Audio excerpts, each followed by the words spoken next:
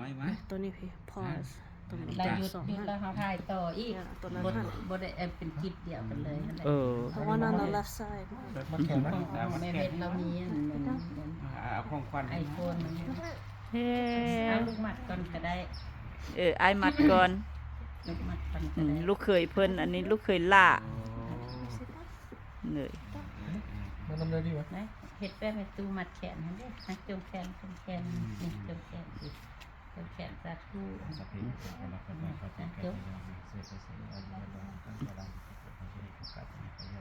การโอตุสเปปิปานิโนเอตาวตาจะอามีสัมปทานจะสัมปทานสัพเพเทวะอนุโมทันตุก็ถ่ายนี้ก็ถ่ายดีก็ดีขึ้นมาใส่ก็ดีขึ้นมาใส่คนเจ็บอยู่ได้ครับก็ยังมีเด้อขอให้เจ้าอายุมั่นควันยืนมีโชคมีลาภมีโชคมีใสเด้อขอห้ามยามร้ายไปกับปีเก่าเขาได้ห้ามยามดีเขาให้มาสู่เจ้าให้มีแห่งให้มีสุขภาพที่แข็งแรงเด้อดูมีสุขแต่แต่นี่แต่สาธุ สาธุ ไปล่าหนาบันนี้นะ หยุ เดือ ด ด pause อันนี้ก็ถ่ายต่อ ถ่ายต่ออยู่ โอเค พลังเด้อนี่ละน้อยเด้อจินนี่เด้อให้เจ้าใหญ่เจ้าสูงเด้อเห็นหนังสือเก่งๆเด้อให้เป็นยิ้มเด้อให้เป็นที่หักของผู้คนทั้งปวงและให้เจ้าใหญ่เจ้าสูงเด้อเห็นหนังสือเก่งๆประสบความสำเร็จในชีวิตเด้อจ้า สาธุสาธุ ชูชูอันนั้น โอ้ยรู้จักเลยฮะดูดินจักดี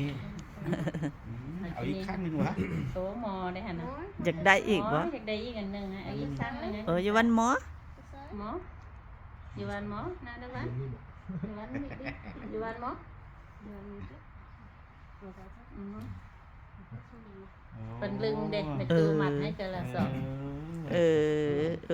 คำฮูโอ้สพอมีแต่ฝ่ายพวกแขนอยู่มัดแขนให้เป็นตู้มัดให้มือถือ ให้เจริญรุ่งเรืองไปห้าเห็นหนังสือเก่งๆเลยล่ะเด้อให้ได้เป็นด็อกเตอร์เป็นลอเยอร์คนเด้อให้ได้เป็นที่พึ่งของพ่อของแม่เลยล่ะเด้อ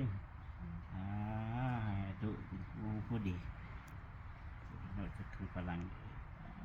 เฮ้ยนะ สาธุสาธุ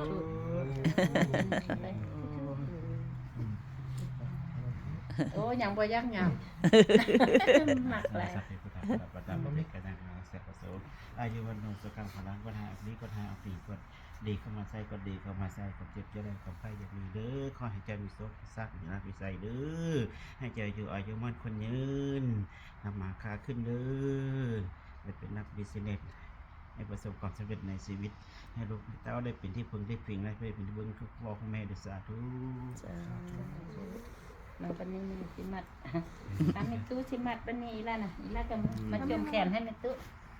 ปตาปฏิกันอย่างมีเสกตัวอยู่บนโลกสิ่งของร้านก็หาวิก็หาใส่ทุกขปัจจัยจะนิทุกข้าปัจจัยปัจจัยจะนิปัจจัยพุทธปัจจัยจะนิสุการังพิสันเปปิปานิโนก็ให้ไม่ออกอายุมั่นควันยืนความทุกโศกโลกทับทายทั้งหลายทั้งปวงยังมา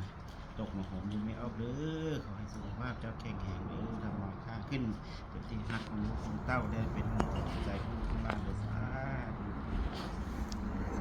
จ้ะ แล้วนี่ถ้า สุขปัตตาจะนิสกาหุตุสัพเพปะนิโนเอตาวตาจะมีสัพพะทังปฏิสัพพะทังสัพเพเทวะอนุโมทันตุขอให้เจ้าอายุมั่นคนยืนเด้อสุขภาพแข็งแรงแสงให้แสงสุริยาขอให้เจ้ามีสุขจะเดินทุ่งทางไปหน้าได้เป็นลมโพลมใจพวกเต้าให้ครูอาจารย์ได้เพิ่งพิงได้เฮ็ดบุญกันเดิมๆด้วยสาธุ